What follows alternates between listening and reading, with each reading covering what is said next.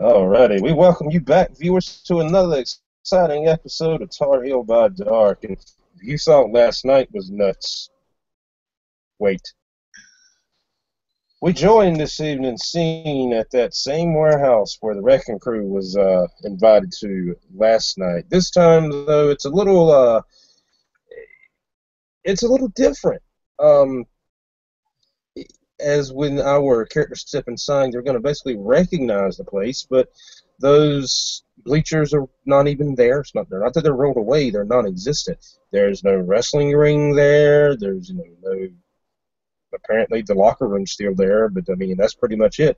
In the middle, out in the and like I said, this is basically everything you'll see when you get there.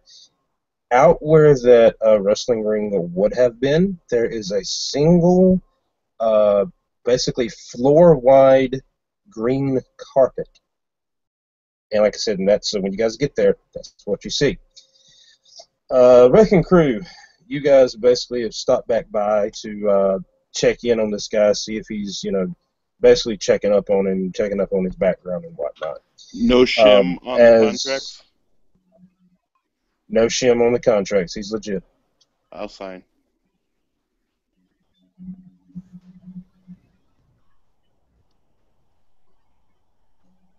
All right. I'll sign it. And for the record, it does not. Yeah, and for the record, it does not say a particular value for the payment. It only says that you will be paid in a method in a form and method of your choice. Yeah, I'll probably drop back by for another copy if he says it's legit.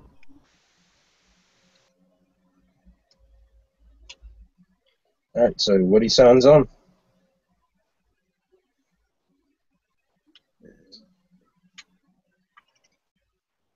I'll have him sign a contract of goodwill with the family.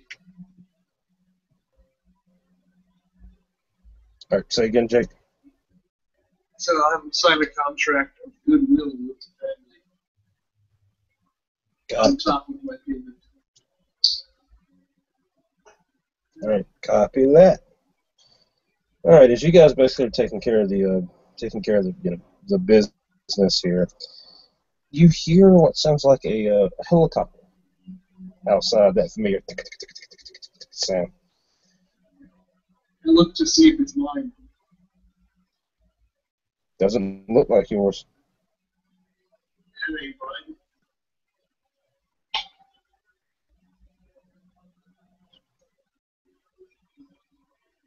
mine. That's it, Jake. Can you get a little closer to your mic? Yeah. Yeah, so because you're really, really low for me. Who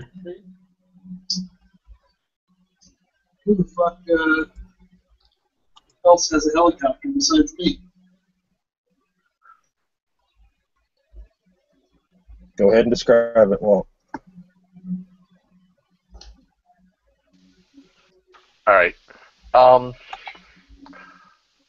This helicopter is essentially a little tiny two-seater. It's white with, the usual official markings on it, but it's got 3 roses painted on it, a red, an orange, and a yellow. Let's see. And it lands in the parking lot fairly close. And the doors open up. Harry jumps out of the essentially the driver's side of it. Goes around, opens the other side, and of course he's using his crutches and opens it up and holds his arm up for Kendra. She'll jump out. She'll look up at him. You might want to keep this thing running. I'm not sure exactly what's going on here. Okay, yeah, I'll be around. No telling what's up with this. Getting random invites from anybody other than David always freaks me out a little bit. All right, I'll stay out here, but this is on you. You're the one that got the invite. So, if you need me, he pulls out his phone. Aye, aye, Captain. Alright. She'll like do this really goofy looking salute. Alright. He'll salute back, give her a hug, and turn around and kind of gently push her toward the door. Go on. Also, I'll be out here. By the way, Wrecking Crew, there are no cars in the parking lot this night. But you do see that there is a sign hanging on the side of the building. Basically, they're just a promotional sign for the actual combat league.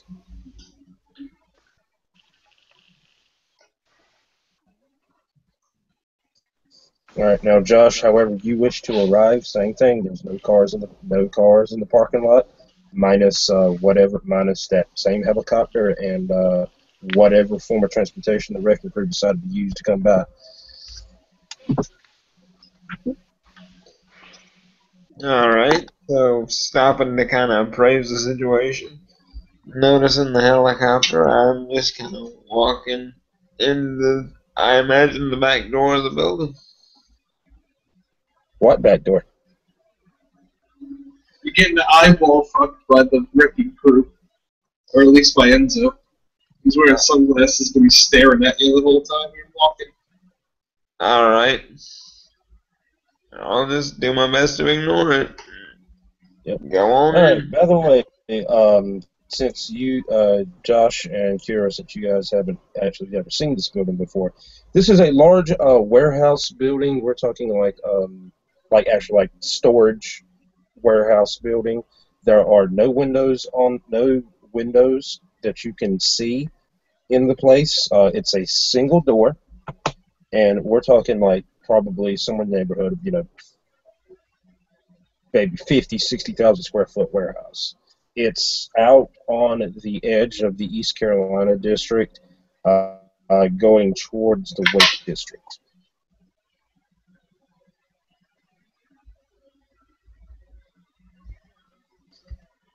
Right, and as you guys step inside, pretty much like what I've already described, what I described at the beginning of the scene, is pretty much what you see.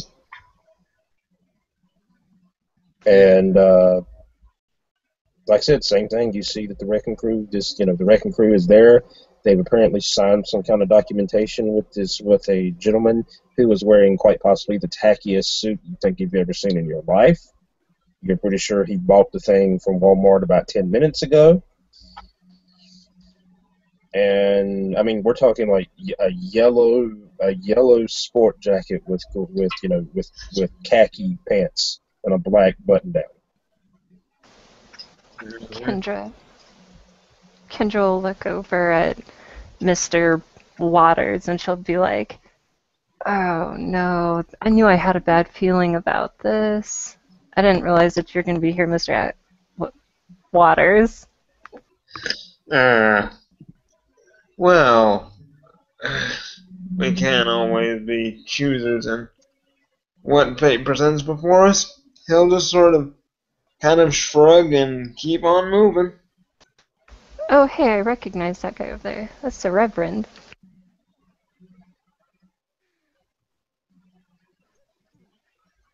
The Reverend is hard to miss. He is in his trademark white suit with his little Panama Jack hat and his dark linen sunglasses. All right, as you step inside, there is, like I said, there is what apparently what you can only imagine are bouncers. Basically, they take you over to a little makeshift office that's there in the warehouse. Pretty much, I don't know if you guys had when you were in school, those little dividing walls that they would separate, that they could separate classrooms or take them out and make the classroom bigger. There's it's a series of those that have been basically kind of ramshackle thrown together to make an office for someone. And he takes you inside to this little makeshift office where, like I said, as you're going in, the Wrecking Crew is coming out. And like I said, that same guy that I just described that had that awful suit on steps back inside, is with you as you step in. Gentlemen, sir, madam, you can refer to me as Mr. Gabriel. I'm you can call me a recruiter, a promoter of sorts. I'm looking for some talented individuals for a project of mine. And like I said, and I do apologize for just throwing this little dog and pony show on you, you know, short notice. But I'm pretty sure you will be. I'm pretty sure you will be satisfied with your payment for your time. He'll just kind of grin, the gap-toothed little grin. Think nothing of it. Just performing a service. You see, Sure, he grabs from what looks like one of those Walmart plastic folding tables that's sitting in front of you. He hands each of you an envelope.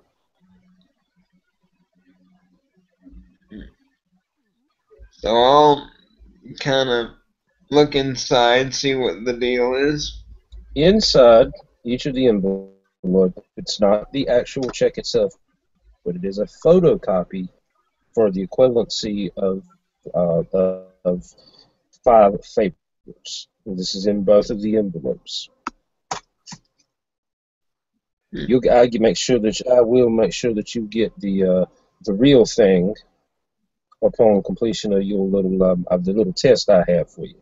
Now, assuming that you, much like Mr. Dannington out there, are not partial to the language of economy, we can work out some other kind of arrangement. I'll keep that in mind. I will as well. Now, what I have for you is out there in the main part of the warehouse. If you can step out there at your leisure, just let me know so I can get you set up.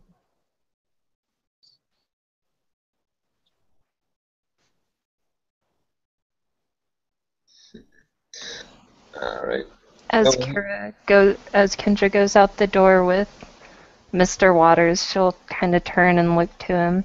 I don't even know if we can trust this, if these are real. Did you see his jacket? Very loud, darling, very loud. As usual, this is just part of business. Do what you do, and then you get out, and then you get paid. That's part of the deal. Sometimes life is just a bit conspicuous. Fair enough. I suppose I'll let you take the lead. He actually takes a few steps forward, then paces back a little bit, offers an arm. Whether or not she takes it is completely up to her. She'll hesitate, but yeah, she'll take it. And then he just kind of opens the door for her, kind of bows a little bit, and lets her walk in.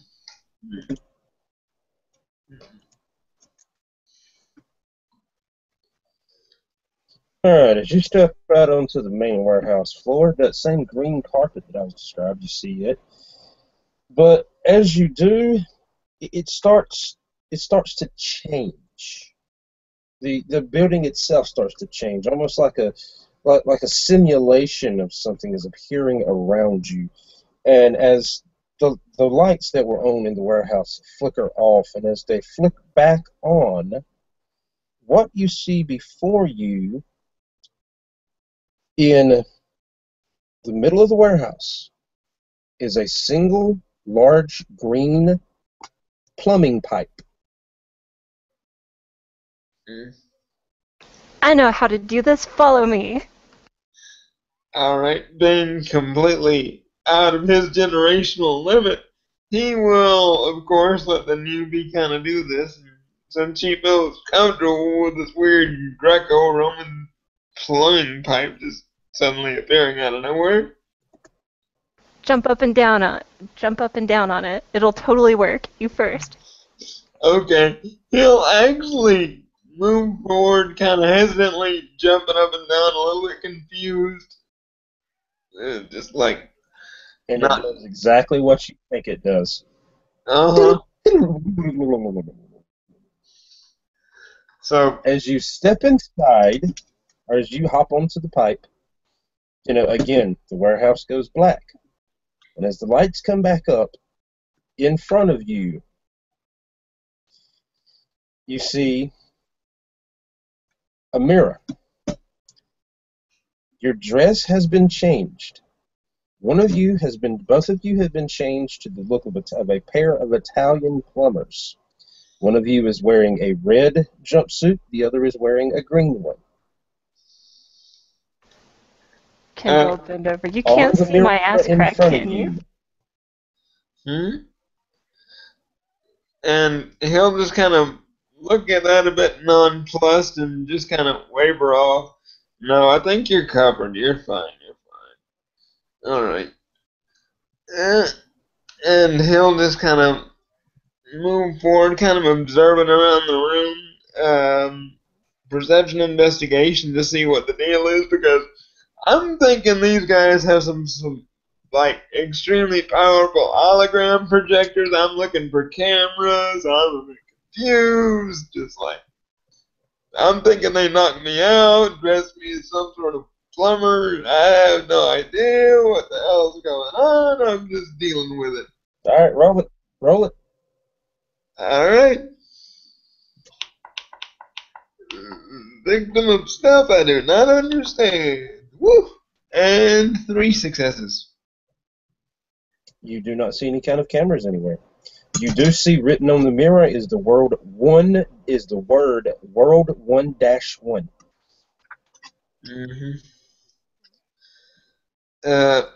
Perhaps there's a generation gap here, but I don't quite understand this. Well, to keep it short and simple, if it's what I think it is, there's a gigantic dinosaur, and there's going to be turtles and walking mushrooms. We'll even get to shoot fireballs. Maybe. Or fly. Maybe one of us will become a raccoon.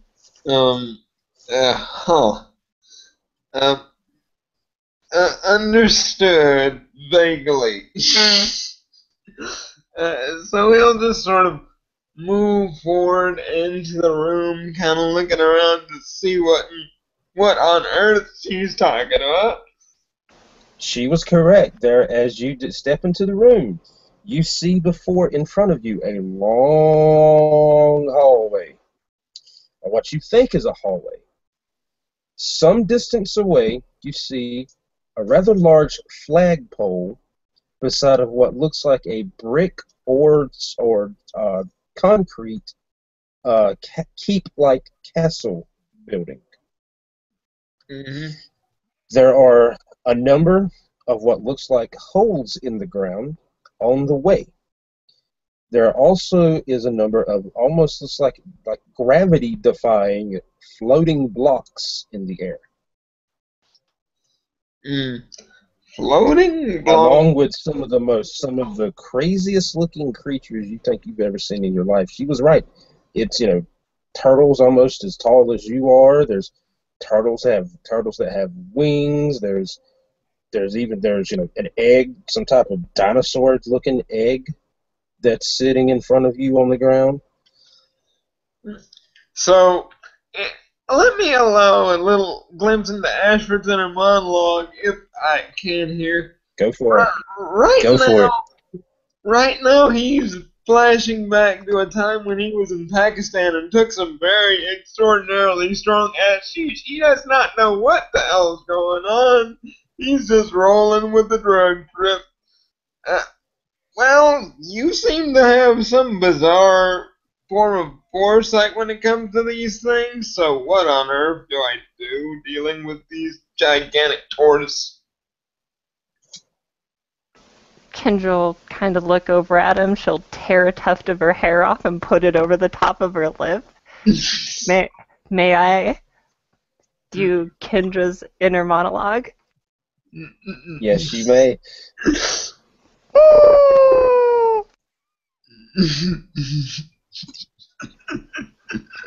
The look on her face, she's absolutely ecstatic. Oh. Okay. You have the red like I said, costume, so you lead. Red costume, absolutely fantastic. And okay, point of order, you're STs, but I'm letting you guys decide completely on this. Nathaniel usually always wears 2 knives strapped to his boots. Are those still there? They are not. Uh-huh. Okay. Well, alright. As you reach down to feel for them, they're not there. But where they should be are a pair of wrenches. Mm-hmm. Wrenches. Charming. Alright. Is there a problem there, Mr. Waters?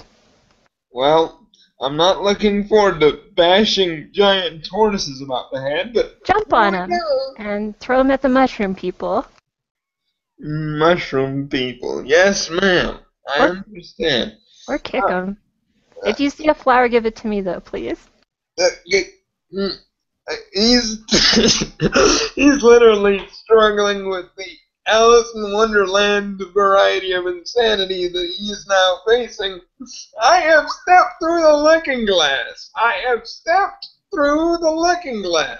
And now he's going to buff that. As you're standing there trying to figure out what in God's name is going on, from clearly out of nowhere, you hear a lively tune begins to play. And for copyright reasons, I cannot play that tune, but I think we all know what the tune is. All right. If I may, it goes a little something like do do do do do do. All right. So gonna clear my dice, buffing decks, and going to try and race past these buggers here. Dex of 5, spending a willpower. Here we go. Mooch, manute, and 4 successes. Basically trying to vault over these turtle things, and just trying to get past them, because to him these are just some labyrinthine monster things that he don't know exactly how to deal with. All right. As you jump over them, you find yourself landed on what looks like a platform. There's literally a hole in the ground behind you between the platform that you are standing on and the one that Kira is standing on. Well, leap of faith, my dear. Leap of faith. I should let you know that some of these fall. You also have to watch out for things coming out of any sort of pipes. We're going to have a fun day. We're going to race for that flag down there somewhere. Also, like I said, I am of the clan of the rose, so if you find a flower, please give it to me, because flower power. Yes, sure, absolutely. So at this, he's just basically looking for a flag now and trying to jump over. There's no flag to be seen, but you do see that same flagpole at least 3, maybe 400 feet down this little corridor. And I said, don't forget there is a dinosaur egg on the platform that Kira is still standing on. I have no idea what that egg is. You're pretty sure it's a dinosaur egg. It's either an emu egg, a dinosaur egg. It's a rather large egg. Yep. I have no idea what sort of.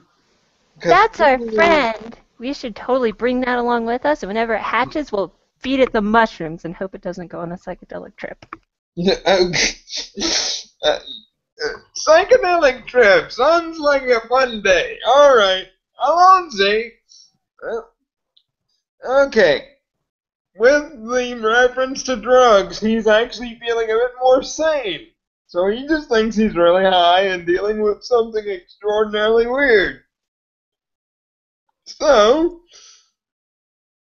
can you make it across, or am I going to have to jump across and throw you? You think you can manage it? Probably not, no. Look how short I am. Okay, alright. And here we go. Going to be buffing Dex again, spending another point of blood. So, now we're up to 4. And here we do da. And leaping across to try and get her. And we'll see how that goes. And woo! A lot of successes. Okay. You get by with no problem. Yep, basically. Same thing. As you jump back, you notice that you actually land on the back of one of the flying turtles, and as you do, the turtle draws itself into its shell and falls to the ground. Whee! And when it hits the floor, when it hits the ground, the shell turns into an empty shell. There's nothing inside it. It's shadows and vapors. Well, interesting day. And now comes the strength test to see if I can toss her to the other platform. Alright. And we'll see how that goes. And woo boy. Well, apparently you've been in the donuts. So Flump manages to toss you up in the air and boing. Right into a hole. Goodness. The hole that was between the platforms. As you pick her up and throw her, Kira, he tosses you right in a hole. Everything around you goes black, and in a couple of moments, you find yourself back on the platform. Now, Montgomery, you picked her up and threw her. You know that she somehow you managed to throw her into the hole. Yet she's materialized beside of you. This is the most bizarre drug trip I've ever been on, but I think I'm starting to enjoy this. Sorry about not getting the proper distance. You might want to try and run it next time. Oh, well, good toss there, buddy. She'll, pat him on the shoulder. By the way, if you haven't figured it out yet, you might want to pack your bags, because we're going on a trip. I've noticed. And at this, he'll actually light up one of his little cigars and just sort of stick it in his mouth to just sort of have something to chew on while he's jumping across these platforms like a deranged jackrabbit. Alright, I'm gonna try to make the jump. What exactly do I need to roll? Dex Athletics, I would reckon. Dex Athletics, yeah. Do I... Oh, celerity probably wouldn't help at all with that, would it? Oh, celerity would. It totally would. Celerity is... It actually would, Yeah. You're right. So, I mean, It if you're taking a running your jump, dex, so yeah. Yeah, just add however many you have in celerity to your dex pool. Because you're supernaturally graceful. Think of it that way.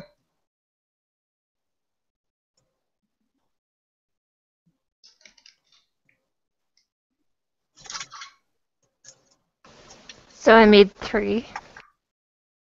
All right. You bound over the hole. Wait, does precise work for jumping and trying to land on platforms? I would reckon if you're trying to hit it. Not exactly. Yeah, but technically you did get 2, so. But you bound over with no problem. Oh boy. And actually, as you do though, you're managed to not only do you bound over to the other platform, you find yourself standing on top of those set of those floating bricks. And as you look up, you see there is another set of floating bricks some distance in the air above that set. Oh shit. Hurry, get over here. Yeah. Alright. If you don't hurry, I'm gonna have to leave you behind. Because this thing's probably gonna fall. And this is where we go. And we're spending all power because... Whoosh! And that would be 4 Don't forget the dinosaur egg. Alright. 4 successes, and let's see. grabbing the egg would be strength. Let's see how that would do. Yeah.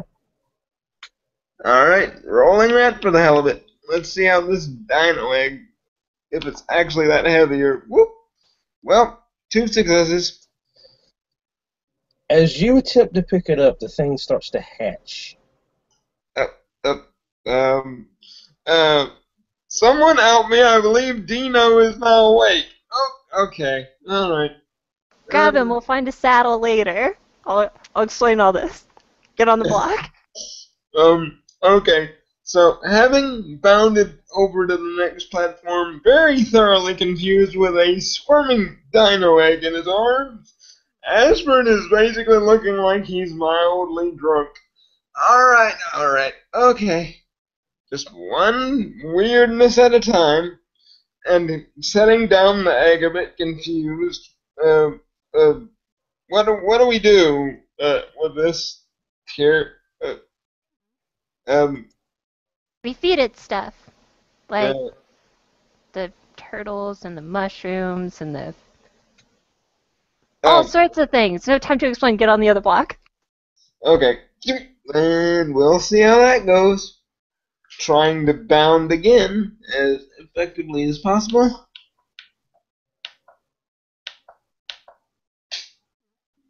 For success.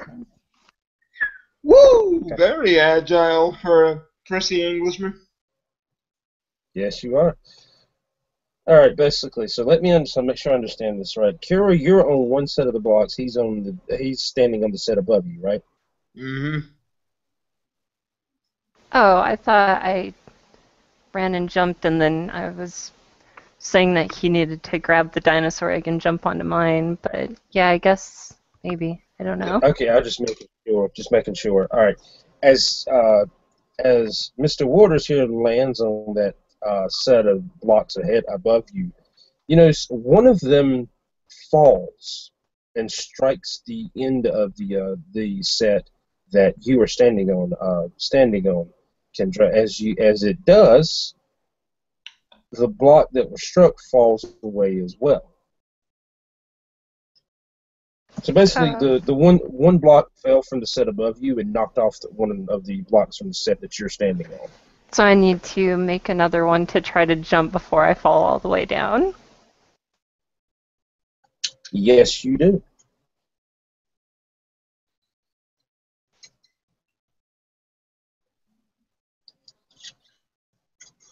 I think I made it.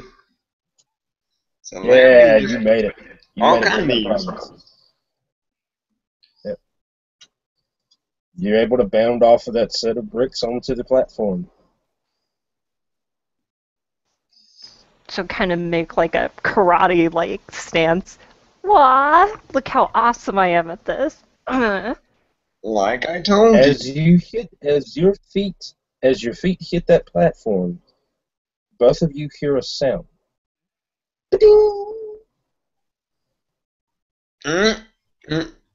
Checking for some sort of a bell. Okay, alright. Never mind.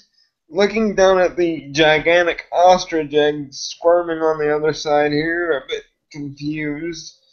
As you do, the egg finishes breaking away, and what you see before you can only be described as a 1960s marijuana trip gone horribly bad, because what you see before you is literally a green and white raptor-like dinosaur that is literally just sitting there giving you the derpiest look you think you've ever seen in your life. Undead or otherwise.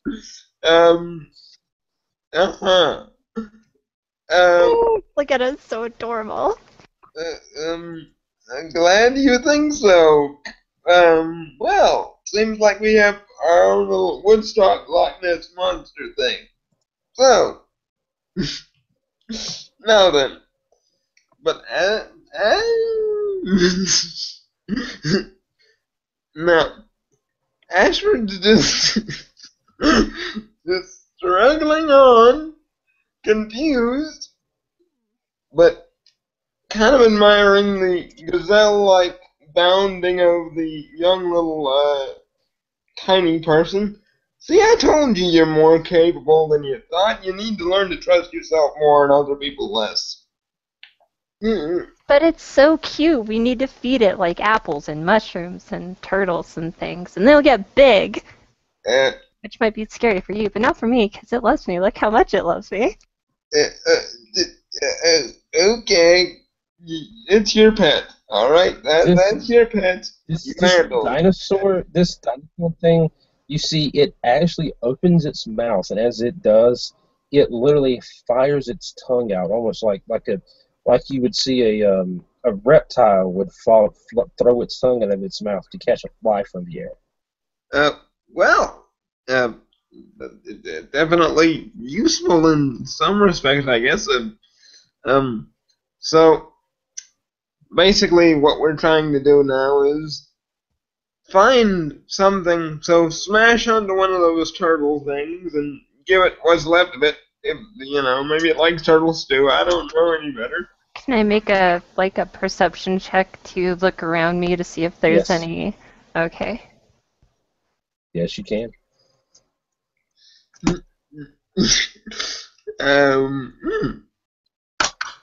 Does Auspex help with that at all? If you, with sense with sight, yeah. It does kind of. It reduces the difficulty. Yeah, I mean. Woo! Yeah, lots of successes. All the successes.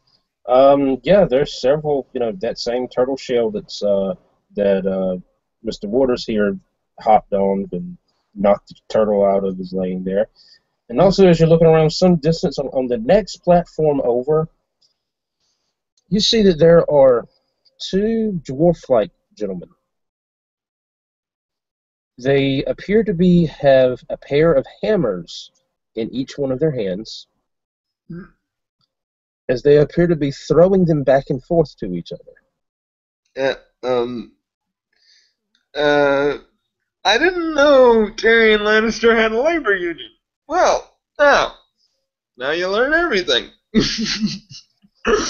And he's kind of looking at her confused. Do you know what these things are? Yeah, they're bad guys. You should totally go arrest them. Arrest? Yeah, you just jump on their head. They'll be fine. It's okay. All right. So, on the advice of the slightly deranged youngling, I am going to try and jump on the deranged-looking dwarf creatures. Don't get hit by the hammer, because it would probably hurt really bad. Oh. All right, make the roll. All right. Hey. Whoosh. 2 successes. Alrighty, let's see. With 2 successes.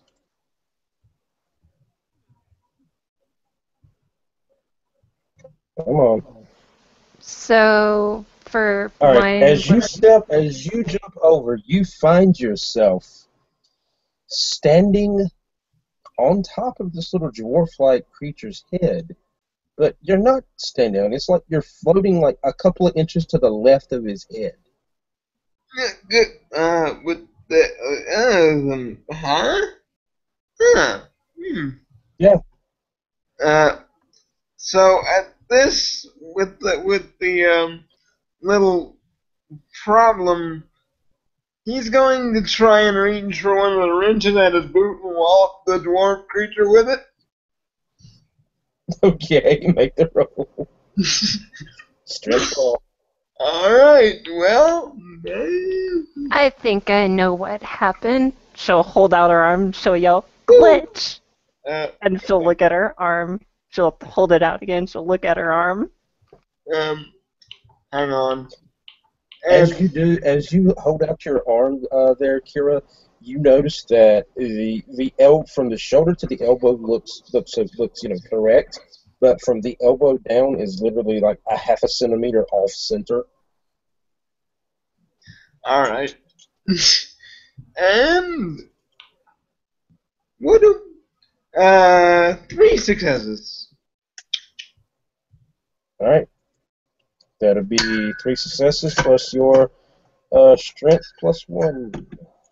All right. Plus my strength. So, rolling 7 to wallop this dwarf creature on the noggin. And boing, that's going to be 2 lethal to the dome. Wait, I didn't add 1. Let me just see here. 1 minute. Just adding that 1.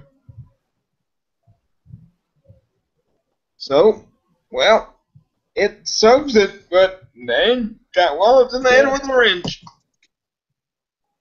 All right. Now, Miss Kira, you noticed as he's trying to work this dwarf creature over, the other one on the other end of the platform, you see one of the hammers comes flying at Mr. Waters. I'm gonna try to jump and push him out of the way. All right, roll it.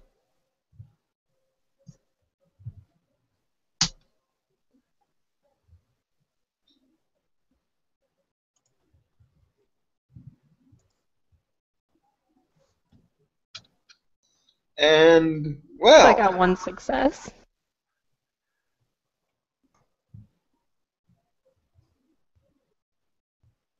Okay. Yeah, you got 1. Your 1 success, Mr. Waters. You notice that you see that Kira has bounded over to the platform you're standing on, and she literally tackles you to the ground between these 2 dwarf creatures. As basically she tackles you with you falling to your back as you see one of the hammers come soaring across the platform over you.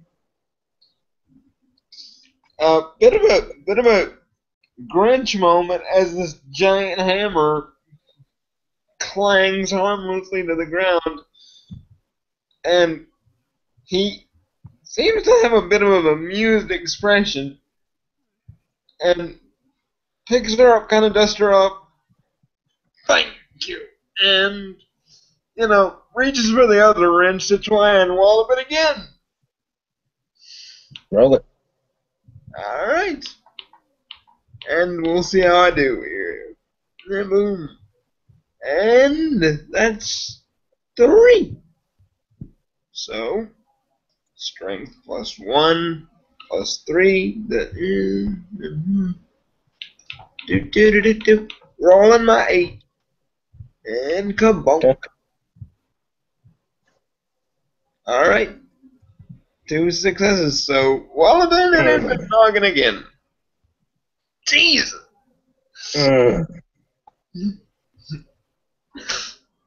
It's taking a walloping.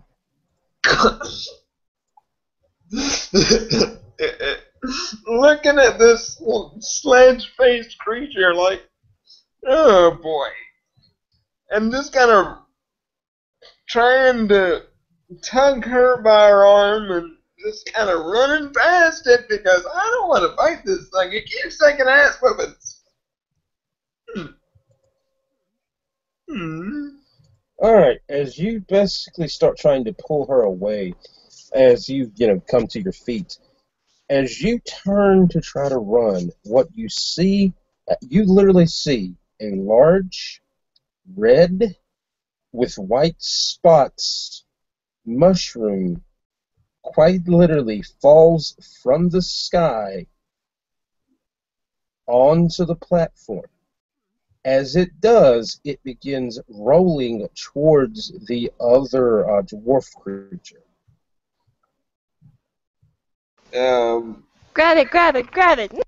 Okay. Rolling Dex Athletics to try and grab it, and burning a willpower. So ducking and rolling to grab the psychedelics. And boom. And that's 5 with willpower. All right. As you grab a hold of it, the moment that you put your hands on it, it seems to dissipate, but you feel a surge of vitality fall over you, and you notice yourself, you physically grow to about twice your normal size. And with this, his exact response is, I knew this was through the damn looking glass. Now. And, being a dick, he's going to stomp all over these dwarven creatures for picking on a lady in front of him. So, yep. Okay. Uh-huh. So, and you will be at negative. You will be at negative or at a +2 on your roll. Essentially, you'll basically be at a -2 difficulty with this this mushroom thing. all right. So we'll see how that goes. And and that's a good thing because with that 4, does my strength specialty count? Well, it wouldn't because of that Yes, one. it does. Yes, it does. Yes, it does. All right. So with the strong arms normally being amplified, it just comes down on him like a freaking sledgehammer, and we're rolling the damage. So here we goes. So that's 7 and bunk. Woo, that's nasty. You said -2 to difficulty, so those 5s count. Oof. Oh boy. Yes, you do. This guy had a bad day as he squished a bloody pulp. Yes, he is. Wow. You hear a resounding and very satisfying meaty smack as you jump onto this dwarf thing's head. All right. And so The one behind you, though, is still alive.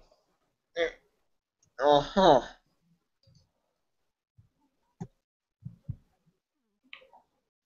Okay. So, being that I just used my attack turn, I assume it's the little bunny rabbit who can jump really, really high and really, really fast. Go and get it. Alright. Yep. Oh shit. So what do I roll? That would be, I don't know how your Yeah. How are you trying to attack it? I guess so. This is not gonna go well.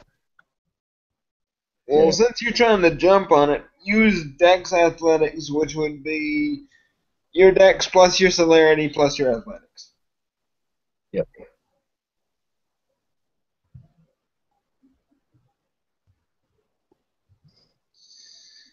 And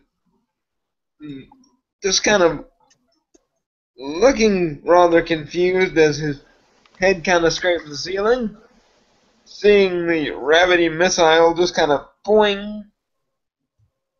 Same thing. That same resounding pop that you got off the other one she gets. Mm-hmm. Well, apparently jumping works better than smacking in this weirdness. Alright, come on, White Rabbit. On either end of the platform are two rather large turtle shells.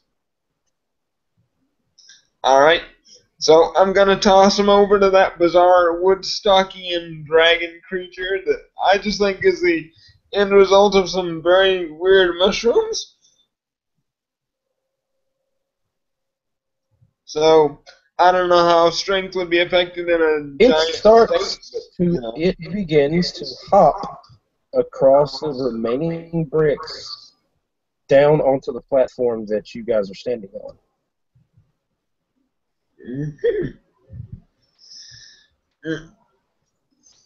And I'm just like, well, a bit nonplussed. Alright, you're the White Rabbit. I'm following you. Oh, but you're the guy with the red suit. You're supposed to lead. I'm just like the secondary person. Okay, different set of rules apparently, so I immediately take the advanced lead, following into the next room. Now As you start to leave that dinosaur-like creature, you hear a tone play from it. A literal whoop. Uh-huh. So, 1 second of face palming as he's trudging like a giant through the door. Bump, bump, bump, bump. Just a bit confused. A series of words appear in the air as that dinosaur creature makes that tone that reads as follows: "Hello, I am graphically similar but trademarkedly different from a character from a Japanese video game."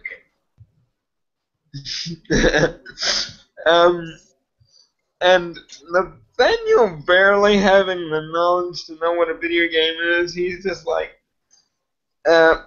seeing as we're in here for someone else's amusement, I'm going to leave the more modern translations to you. Whatever you tell me to do, I'm going to do. Whatever needs doing, I'm going to wind up doing. I'll show you, it's awesome. And then she'll like go over to the mini, or well, sort of mini dinosaur and try to climb on its back like it's a horse.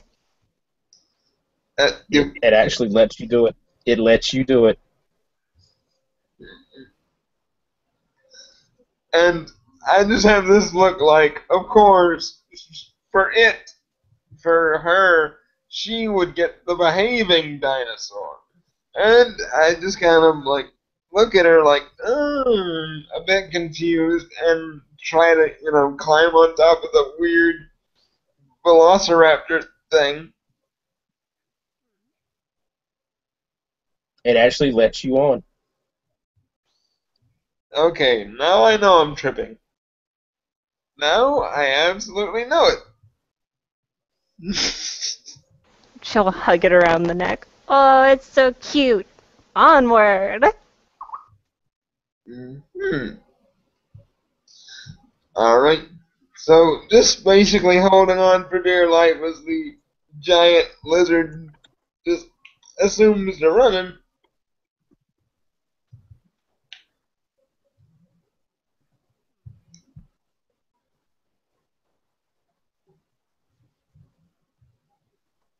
All right. Now, those particular turtle shell things that you fed to this dinosaur creature, you suddenly figure out what happened to him. As the dinosaur starts to run, it stops, comes to an actual skidding stop. And it almost looks like it's trying to cough up a hairball. But what it actually ends up doing is, rather than coughing up this hairball thing, you see it quite literally from its rear, another one of those red and white mushrooms appears, traveling in the opposite direction of that you're going. So this time, rather than letting it hit me, seeing as it comes out of a dinosaur's ass, I basically push Kendra so she's in the way of the giant mushroom.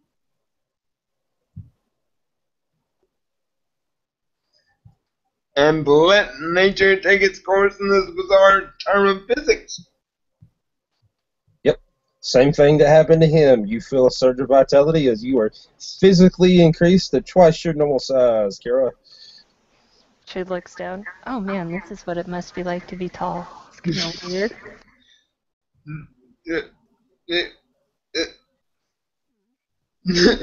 His jaw just kind of drops at the complete lack of shock or horror, and his exact reaction is desensitized youth of America, and basically just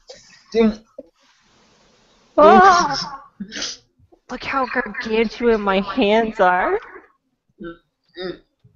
Whatever you're going to use that thing for, I would suggest you get to it, my dear. Alright. There is ahead of you a series of platforms, each one of equal distance, but between each platform, you see that there is another one of those green plumbing pipe-like things, where the hole between the platforms in the last set of them were.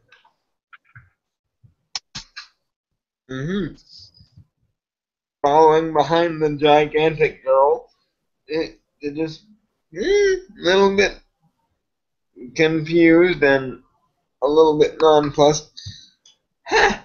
Well, it would seem we have yet another challenge in front of us. Alright.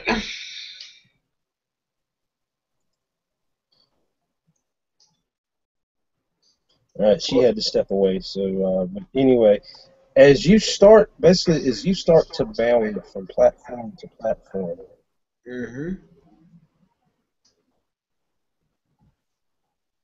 Oh, bull! Well, that never happened in this game.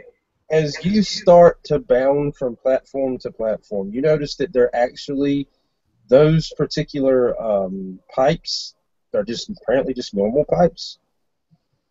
Mm-hmm.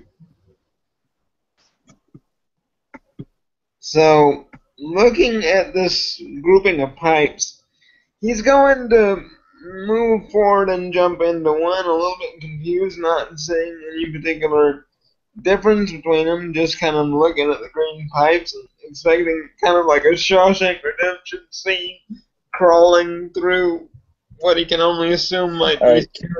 right, since you had to step away, what you guys basically is another series of platforms, and where that hole between the first two platforms there's a series of those same green pipes, and you guys have just managed to bound over all of them, and there's apparently nothing in them. Mm-hmm. Did you try to go down any of them? I'm so sorry, Mr. Waters. You know, being high altitude now and whatnot, lack of oxygen. I was out of it for a second. Yep, none of them suck you down. Mm-hmm. And just sort of sitting down a bit confused. Apparently the rules of physics break down in this bizarre universe. Alright. Just sort of chewing on his cigar, sort of thinking. You see above you that there is another one of those bricks. On this drawn on this brick is a large white question mark. Alright. I will make a roll to jump up and try to hit it. Go for it.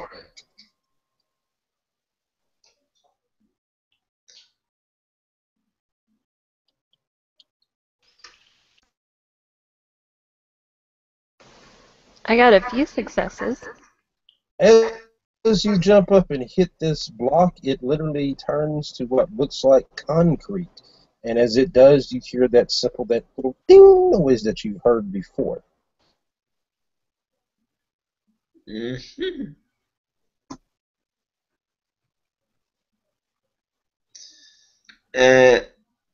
Kind of looking at her, a bit confused. Where's all these bells coming from? Never mind. He gets up to his feet, kind of dusts himself off, a bit confused, and just sort of going right along with it. Whatever that thing led to. There is a hole before you, a rather long distance from the platform that you're standing on and the next one. There is a hole between them.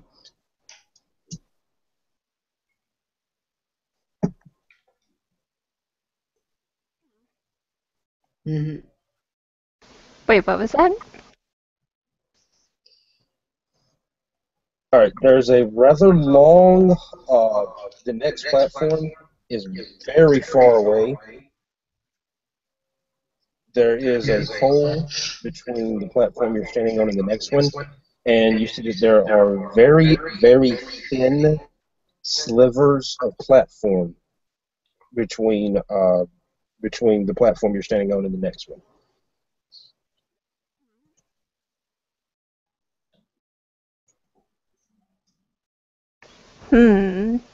Alright, so I'll try and make my way over to this rather long platform.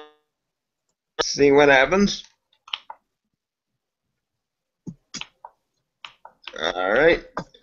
Dex Athletics and then whoa! And well, it's not a botch, but it's a fail. Yeah. As you bound over these series of platforms, you feel your foot gives under you as you find yourself falling into one of the many holes. Everything around you goes black, and as you awaken, you find yourself in an odd room, a room of nothing but floating gold coins in front of you. From ceiling to floor, rows and rows and rows of them. Floating gold coins. Completely in character reaction. He's going Scrooge McDuck over here, just losing his mind trying to grab these damn things. And there we go. Now, keep in mind, these coins are as large as you are. Yeah, which means I get more money mulling them down. His system of logic is completely broke right at this moment. Alright, as you run through this room, grabbing every coin you can find, you see that at the end of the room is another one of those green pipes, but rather than being upright, this one is laying on its side. Mm-hmm. And gonna go on in that one and see what the deal will be. Same thing. Things go black around you, and you appear standing on one of those same pipes that you had just bounded over earlier that nothing happened. Uh-huh. Aha. Lots of gold, confusing backward time loop, underwhelming death experience, confused. Same thing, Kira. He appears behind one of the many pipes that you bounded over. Oh, hi. Well, I acquired a bunch of gold, then I got confused, and apparently time works backwards around here. Well, get unconfused and get over here, because we have a lot of work to do. What were you doing down there? Acquiring lots of... Are you going to actually answer her? Yeah. Are you going to tell her the truth? Yeah, acquiring lots of really big gold coins. That's exactly what I was doing. Oh, well, that's probably good for us. Apparently so. So he's going to walk on over to her and just sort of like shrug. Well, money's good. All right, both of you, do me a perception. Remind me, Walter, is it awareness or alertness for non-supernatural? Alertness for physical stuff. Yeah. All right, perception, alertness. Alrighty. Boom. And I got nothing. I got some successes. All right, you see it. Mr. Waters does not. Approaching you at a rapid rate of speed what looks like a large, and when I say large, 3 to 4 times your size, black bullet with a face drawn on it. An angry face. Whee! I'm gonna jump.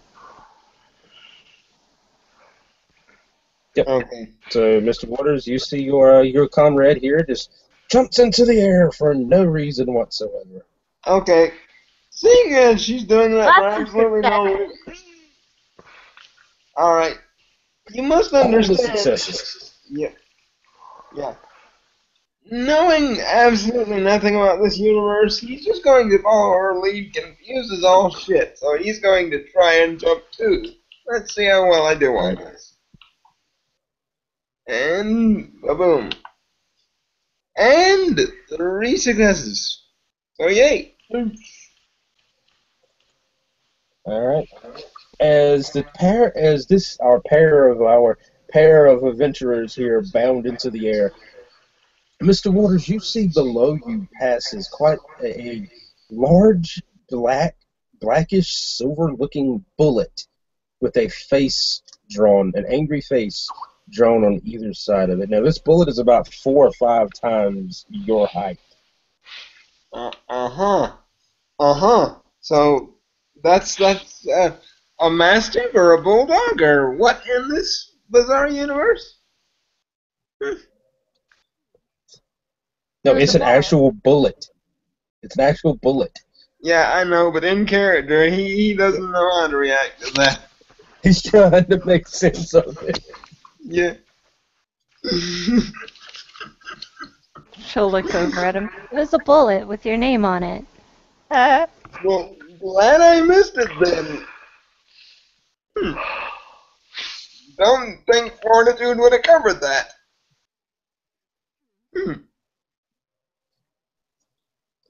So, You hear another bell, but this one, after you hear that bell, that same, annoying tone that you've been hearing suddenly picks up to a faster pace. We got a race. Hurry, let's go. Chop chop. Ush. So, Mash. yeah. Dex Athletics spending a willpower because I'm confused as hell and just trying to run like a bow. So, whoop! 4 successes.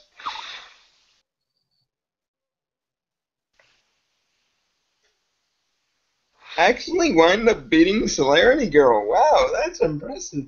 Yep, I rolled poorly. 2 successes. Yeah.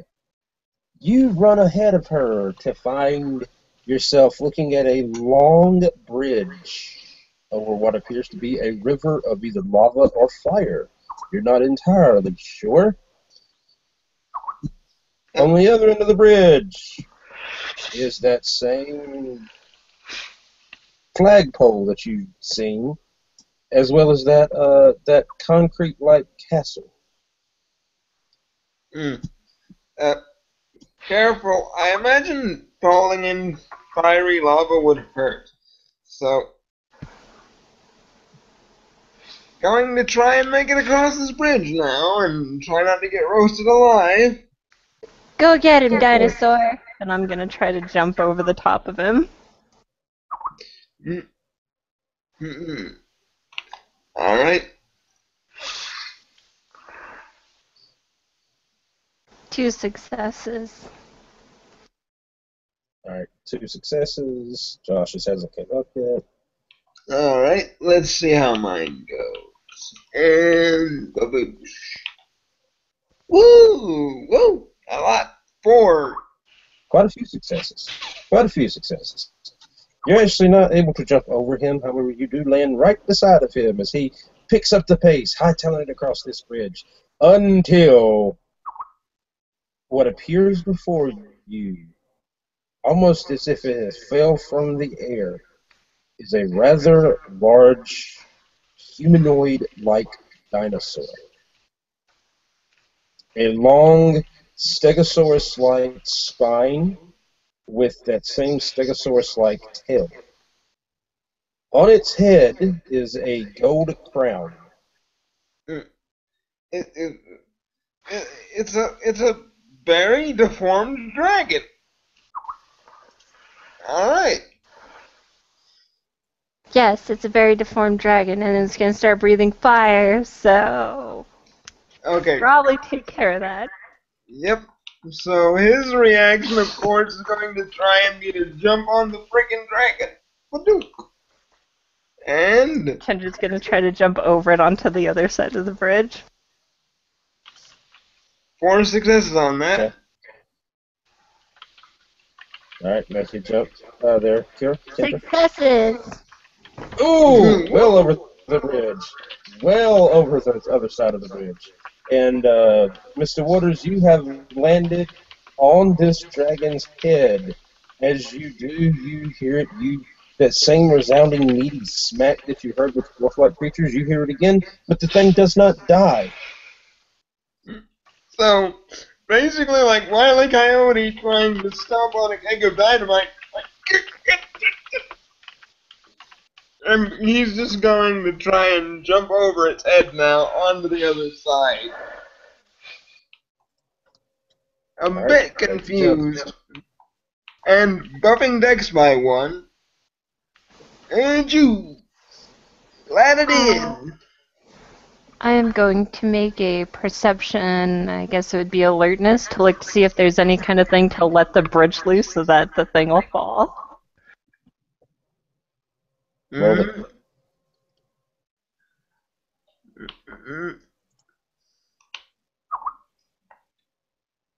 3 successes. Yes, there is. There is what appears to be a large battle axe stuck into the side of the bridge. And Mr. Waters, you see that same axe as you're landing beside of her. Okay. Definitely going for the axe because melee artist, I'm thinking, let's kill the thing. So, All right. As you reach over and both of you grabbing at the axe at the same time, as you prise it forth from its the hafted container that it is in, you see that the bridge begins to fall away rapidly. As it does, this dinosaur-like creature begins to starts jumping across the bridge, trying to outrun the falling bridge. And it fails miserably as it falls into the burning lava. Bad day. You are now standing right beside of that flagpole and that castle. At the top of that flagpole, you can see it now, is a yellow pennant. Alright, so... I will jump up and try to grab it. Alright. Jump.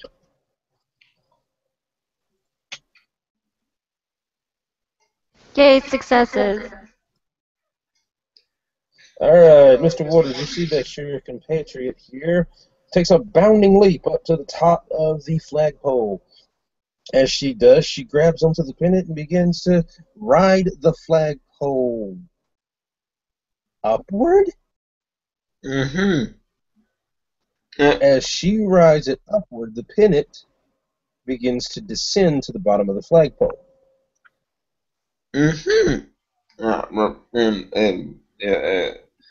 Just kind of looking at this little bit of gadgetry. You know entirely too much about this place. You do realize that, right? Drugs are bad. Drugs are very bad. They're bad for you. You should stop doing them. Oh, you're just jealous that I'm actually better than you at something, which doesn't happen very often, but it's okay. I feel your pain. He legitimately shrugs as if to say, yes, you're very good at tripping balls, so yes, enjoy your moment. There was no tripping except for when you threw me in the hole, and there are no balls. All right. As she jumps free from the flagpole, from that castle, another one of those dwarf-like creatures steps out. This one not having one of the hammers, however. On its head is almost like a smaller version of those same mushrooms that you saw a few moments ago, and it says but one sentence before it returns into that castle. I'm sorry. Your target is in another castle.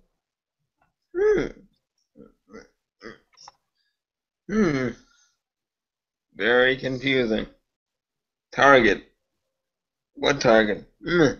Oh. You see that there is literally a giant black wall in front of you. You have reached the end of this corridor-like hallway. So, turning around, very confused. Those were some good drugs. Very interesting trip, though. Just sort of stretching, confused as to why the corridor ended in a rather ominous black wall.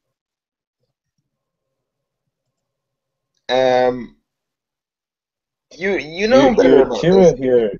Kira here seems to know what she's doing, though. As you see, she actually walks into the castle. Bye-bye. Just sort of following the White Rabbit. Everything goes black around you as you literally find yourself looking at that same mirror that you were looking at a moment ago, but it's different this time.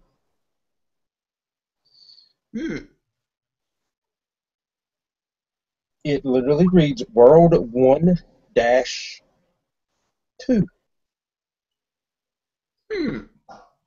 How many of these are there? And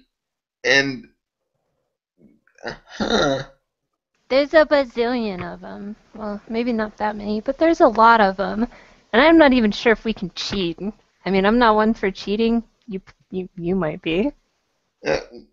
Well, normally I would resent the implication, but I don't know what we're dealing with, so maybe, possibly. Anyway, so he kind of looks around a bit confused and moves into the next room. As you do, things go dark around you, and as the lights come back up, you find yourself back in that warehouse that you had originally stepped inside of. You're wearing the same clothing you were. Now you're dressed back in real life. The only difference is that same axe that you picked up to make the bridge fall has came over to real life with you.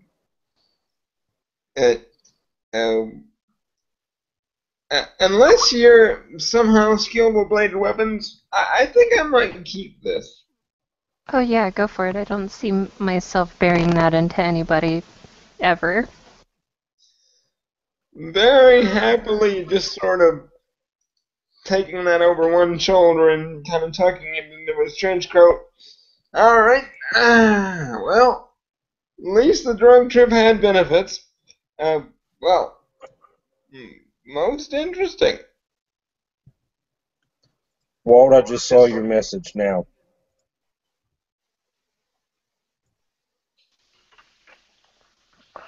Okay. From one of the doors around the warehouse comes an older-looking gentleman. He's about 5'7". Will, if you have that picture, go ahead and show him. Yeah, I'm loading it up. Okay. He's about 5'7", kind of stocky, but, toned, very well toned. And he seems to be wearing a sleeveless shirt and some training pants, what looks like. What you think is the bottom half of a gi, that sort of thing. And he comes walking out. The picture is kind up. of, I've got it set to view. I don't know it's if kind you of guys big. can see it, but it's up. Yeah, we can see it. And obviously his hair is kind of graying, which is, he looks older. This is, he looks back and forth at the two of you. Well done. Well done. Aha, I see you have one of my items. Good. Good. Normally, I don't like working with your kind, but we have a bigger issue. You're going to need that. He points at the axe. Alright. It will be very useful to you. I'm not at liberty to tell you what it does, but suffice to say, I helped create it. Say no more. Keep respect for magical art, weirdness, things. So, does this thing require blood or sage or any sort of... No. It doesn't. Good enough. It just does. So, yeah. Just wait. Requiring a sacrifice. Wait. I heard rumors. Yeah, okay. No, this one doesn't require a sacrifice, unlike some things. Anyway. Forgive me. Where are my manners? He actually reaches out a hand to, actually first to Kendra. He says, John Taylor. At your Hi. service. She'll shake his hand and then she'll go back to you because she's standing behind Waters or Ashford, kind of making like little fighting noises like Hidyokin, and she'll be like kicking and fighting and punching nothing but air. Like, you've got some spunk. I like it. Come by my dojo sometime. I'll actually teach you some things you could use. He actually reaches in the pocket of his pants and hands you a card, and it says the Universal Way, Chunkukdo School, and it gives you an address that's actually in Charlotte. Yeah, and if you guys look over on the Tarheel Facebook page, I just bumped the picture to the top of the page, so you know what you're looking at.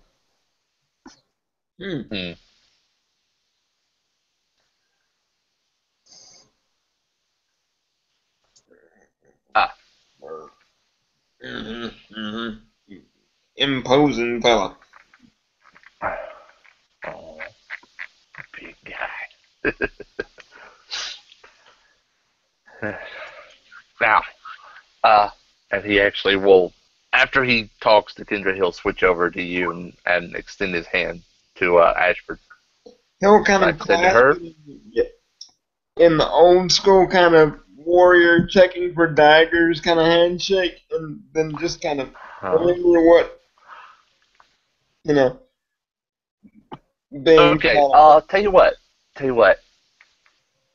In this case, hang on. Give me a straight strength check, and we'll roll me 3. Alrighty. Straight strength. Boom. Alright, just strength, right? Just plain strength. Alright, 2 for me. 2 successes. Okay. Defender wins and tie. He grabs your arm. The way you're grabbing his, he grabs it, squeezes just a little bit. You can feel him trying to pull. Instead, he just looks at you and grins and steps forward and wraps you in a manly hug. Nice arms you got there, kid. Well, yes, taking care of a house full of women, you did a lot of physical labor in my day. Mm-hmm. But, yeah. He'll reach in his pocket and hand you the same card he gave to Kendra. If you ever want some practice in making yourself even beefier, come see me. We'll be glad to have you. He just sort of nods and puts it in his jeans pocket. Just has this kind of movie star grin with missing teeth. Yeah. Okay. Alright, well, 1 second.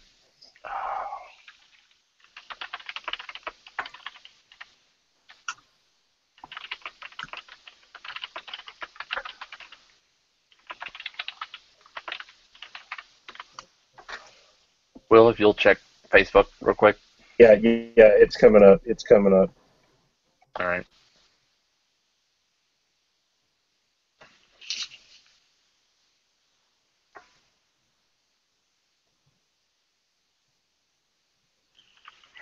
And if you're not sure what any of those are, just let me know. Or if you're not familiar with those, those particular weapons. What about for this scene? Is what I'm specifically asking. Yeah, okay. Make sure, those 3, right. And then the okay, and then the next thing I'm typing. Okay, and then gotcha. Basically, like the first three he's giving them to give to the other guys, and then that other one, whoever wants it.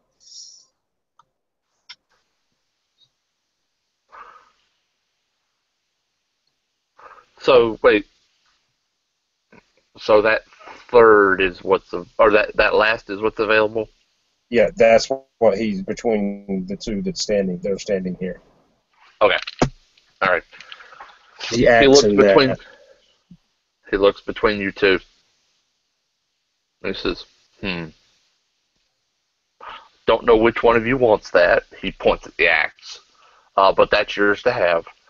And I've got something else. He actually reaches behind him. He hasn't turned around.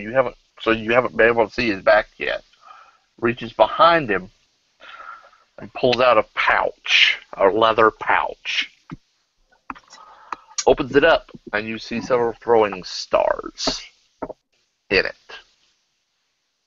And he closes it back. It's a got a clasp on it that he snaps shut. These are for whoever doesn't want the axe. Oh, I suppose I could totally try to be a ninja, but I don't have very much force behind it. I doubt I'll be able to even get it through cardboard. Well, essentially they were used as a distractionary tactic while you managed to plan something else, so it could work to your advantage. But I'll totally take it, then I can pretend to be a ninja. He actually hands it toward you and waits for you to take it. Thank you, mister. You're welcome. Now, if you'd like, I can give you a bit of a practice session. Just to see if you're any good with them. Sure. Okay. He will actually go out the door that he came in, come back out, carrying a balkan, a wooden katana. All right. Check Facebook for me, what? All right, can you up? Oh, gotcha. Okay. Wait. Come with me, you two. He'll actually lead you through that same door, and through a couple of hallways into another room. And this looks like a training room. It's got padding on the floor, and it's got a couple of racks of weapons. Mostly they're other training weapons, training swords, but there's several Asian-looking weapons. Let's see. He actually takes you over to one rack in particular and says, these weapons actually go to the other three because they've earned them. Whoever wants them, they can have them. He pulls up a chain with what looks like a mini scythe on it. He wraps the chain around his hand and just kind of lays it out on the floor. Ooh, that thing looks neato. If you're familiar with what a kusarigama is, that's what this is. It's a chain with a kama attached. Yeah. He says, kusarigama. It takes a bit of work to use, but it's very effective. He goes over back to the rack, and there's a katana sitting there that he pulls up, and he very ceremoniously, lays it out on his palms and sets it beside the kusarigama. That's also for them. And he goes over and picks up two of what's attached to the other end of the kusarigama. And he says, and kamas for the third. And he sets them beside the other two. Now, you can take all three and give it to them. I expect you to give all three to them. You can actually choose among you who gets what, but These 5 weapons are for the 5 of you. Interesting. My dear, my presence to the other 3 gentlemen would be somewhat of an irritant, so perhaps if you could make those kind of deliveries and let the 3 gentlemen hash out which of the rather sharp, pointy, devastating implements they would prefer, that would be a great favor, simply to maintain a certain sense of inter-team unity and keeping personal strife to a minimum. Yeah, sure. He'll actually kind of give her this sympathetic smile and just kind of actually seems to have warm, genuine emotion in his eyes for a second, and then he quickly masters it. It's like, Smothered, you're going back under there. Deep down inside the hole. My emotions go bye-bye.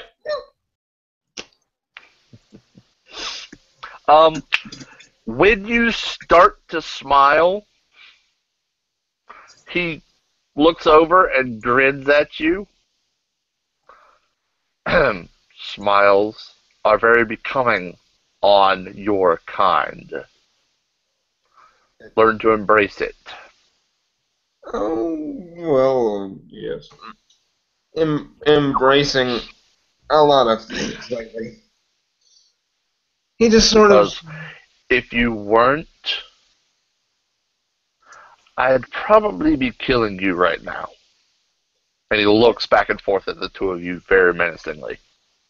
takes that very serious and just sort of, yes, sir, I understand. Well, that's good.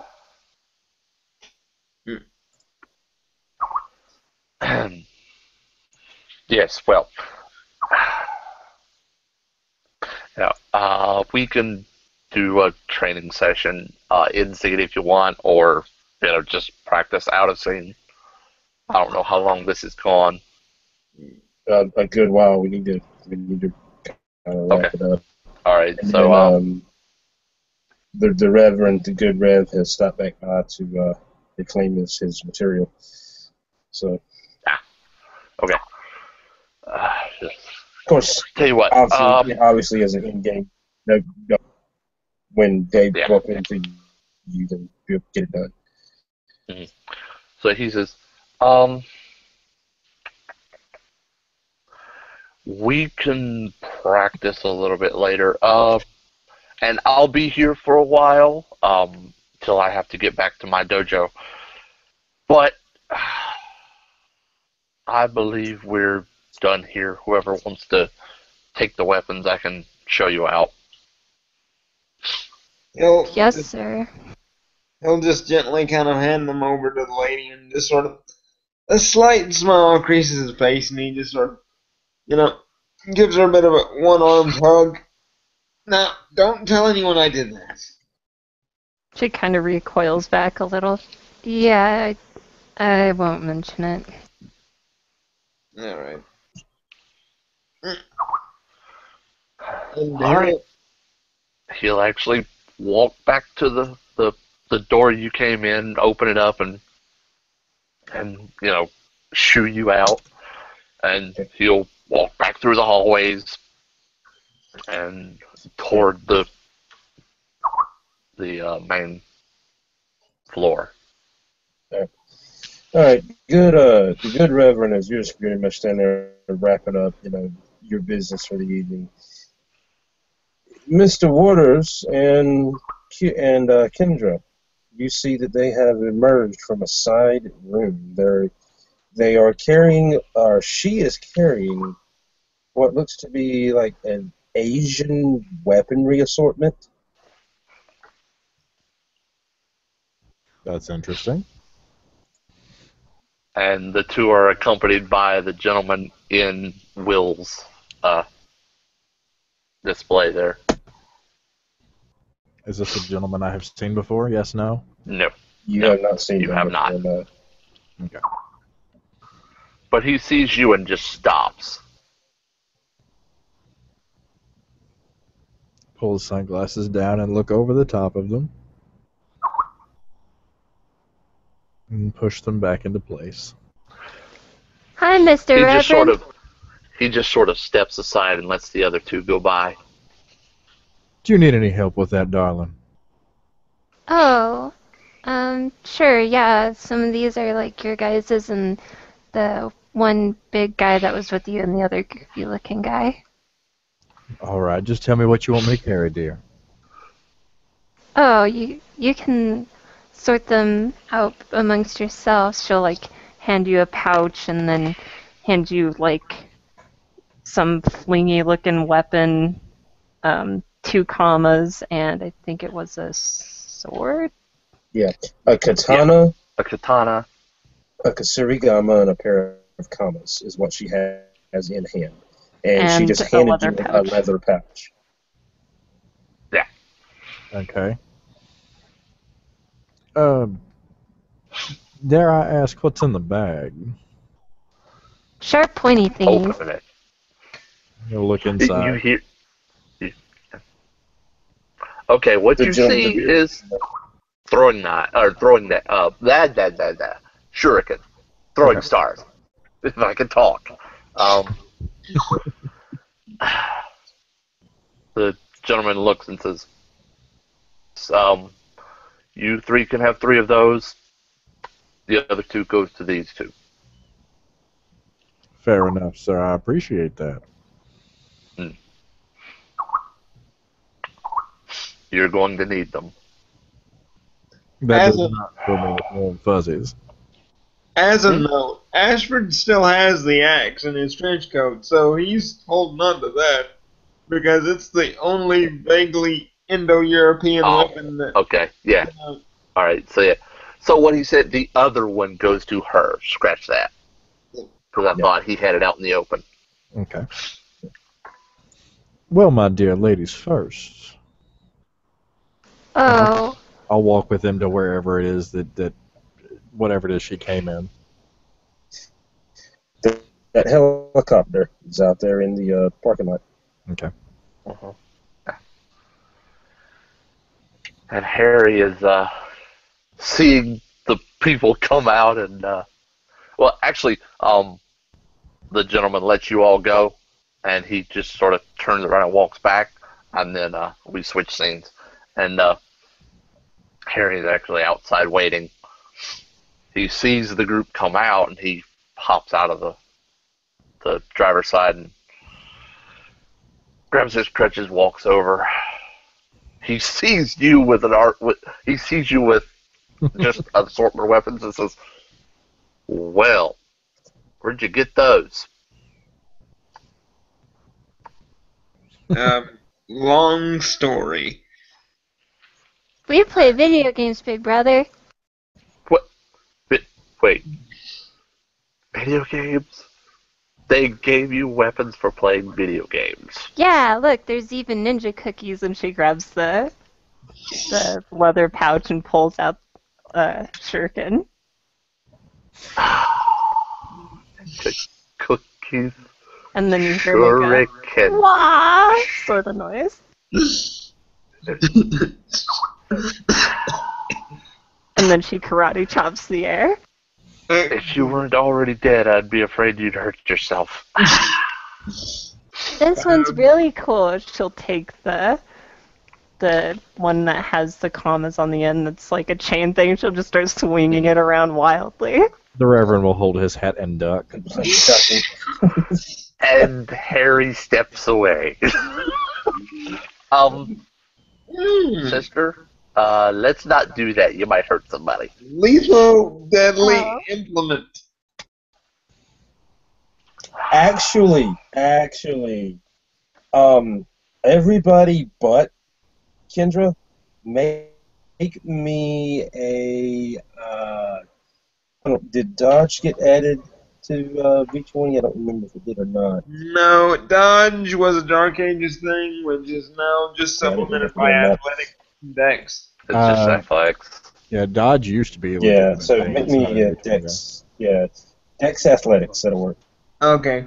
Let me see what Harry's is. Hang on. thankfully, I was doing the Super Mario thing, so whoosh. And, yeah, not great. Got walloped by the freaking whip chain thing in the freaking dome.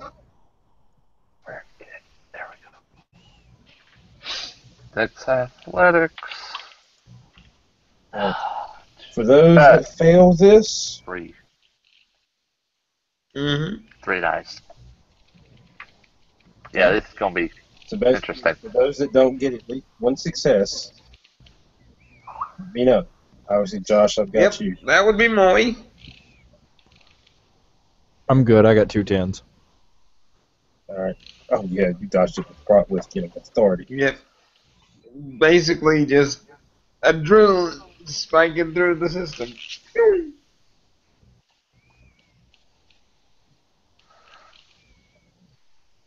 So, And how? Well, either way, you already Josh. know. You already know one. Josh, you said you failed. already know. Yep. Yeah, Josh failed. You take 1 ag. One ag. She does One more ag. damage for A us. singular ag. One ag. It's an automatic 1 ag. So no soakage whatsoever. None. What? Well, if you have the capability to soak ag, yeah. But, Oh yeah, sorry. Yes, if you have fortitude, you can soak it, but that's the only way. All right. Well, we'll see how that goes. And thankfully, ones did not distract from soak. Nope. So you're fine. That hurt but very it badly. stung. So it basically burned like a mother. I just kind of look at her. And then your fortitude just went boom. Yep. So you see this grievous wound inflicted on my side, and it basically heals like Wolverine. Not everyone is so lucky. Careful with that bloody thing. I'm sorry. She'll drop it to the ground and kind of like gently push it towards the Reverend, and she'll be like, "This is why I don't use weapons. I can't." The Reverend will. Ninja. The Reverend will reach out and pat her on the back. It's okay, dear. He's just sensitive. Sensitive? Oh, please do allow yourself to get walloped by that thing, and then we'll see you. No, she would never hurt me on purpose. It's fine. I'm sorry. Said she's sorry. What more will you require? Oh, I know it wasn't on purpose, but it still hurt. Jeez. So he'll just kind of look over his shoulder, give her like a fleeting little wave and a smile as he kind of walks off into the distance. Harry will come over to the weapons and be like, "Here." He'll pick up the Sarigama, wrap it around his hand.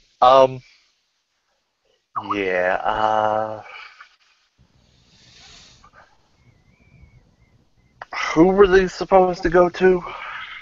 The Reverend and the big, like, mean-looking guy that he was with, and then the funky-looking guy that had big ears and was wearing a suit. Ma'am, are you referring to Mr. Dannington and Mr. Putinesca? I guess so. All right. Okay. He looks around.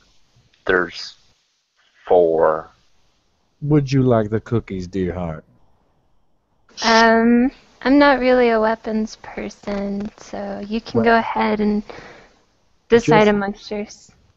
Just between you and me, if you learn to use these effectively, that will give you a greater distance from the troubles at hand.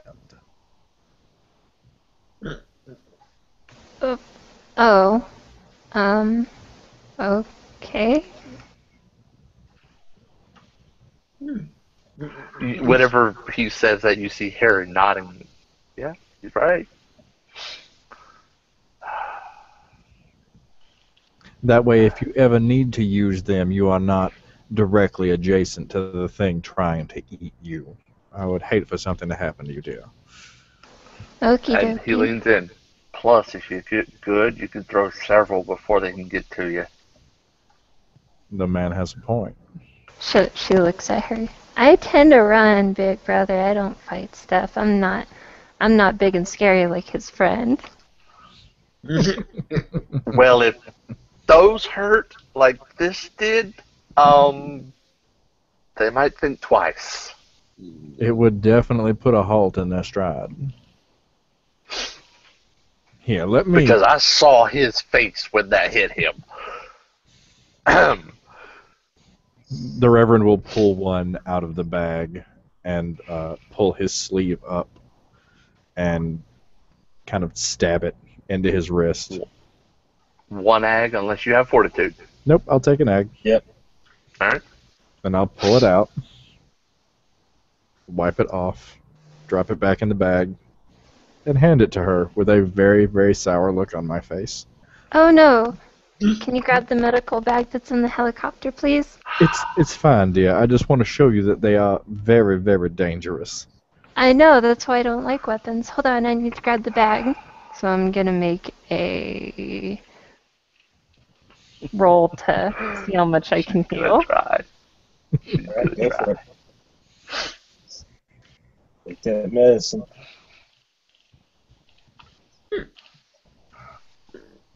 It'll be an intelligence medicine at a -1 to the difficulty because you have the you have tools.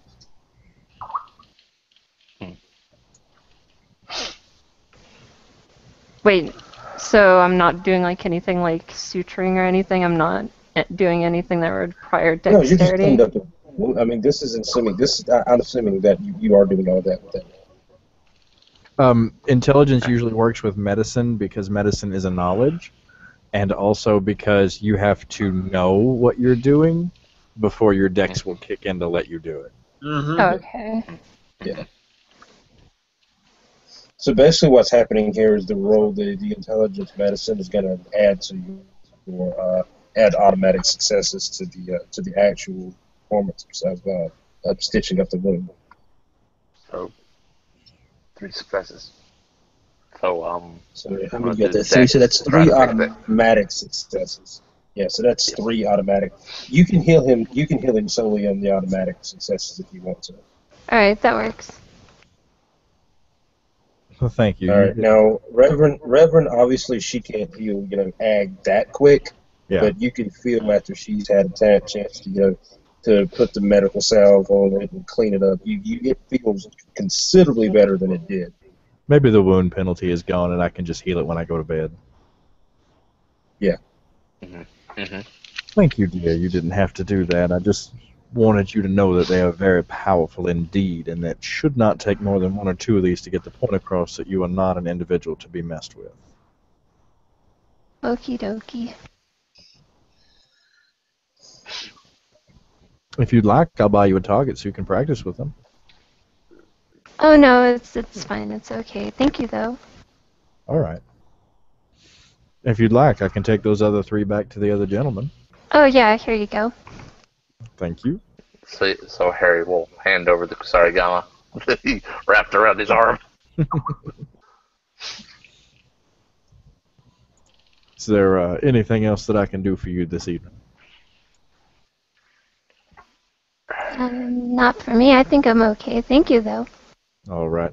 Or yourself, and he looks directly at Harry. I'm good. Just knowing she's okay is fine by me. All right. Well, you have a lovely evening. I'm going to take these back to the other gentleman. You too. All right. Hey, big brother, can you teach me how to improve my senses later?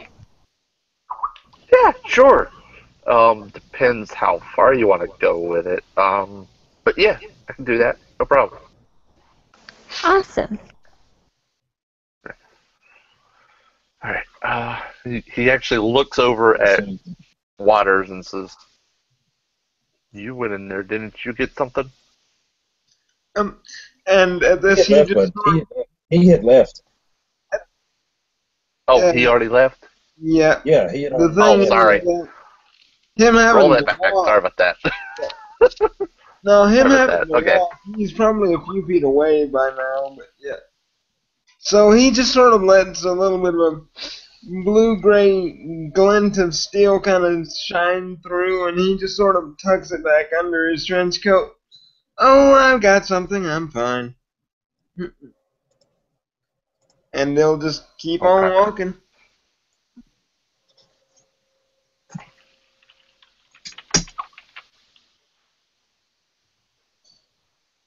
And unless you guys have anything else, that'll wrap us up.